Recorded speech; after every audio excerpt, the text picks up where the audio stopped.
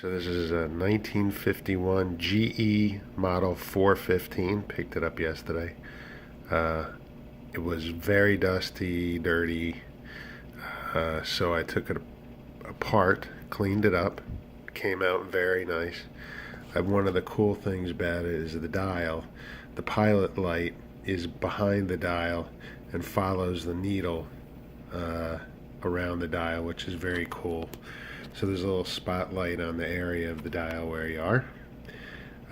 It's all original except for the electrical parts I replaced, and I'll show you what I had to do here. Okay, so here's the internals.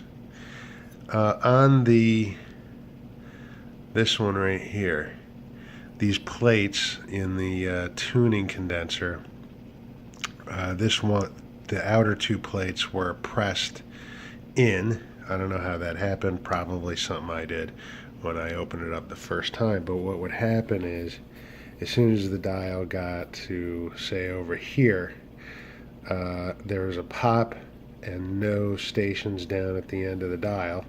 So what was happening, the tuning condenser was shorting out here and ending anything it could do here, because as soon as the plates came together at this location on the condenser, there was no, it didn't see that it had to go any further, because this is where it ended, where it came together.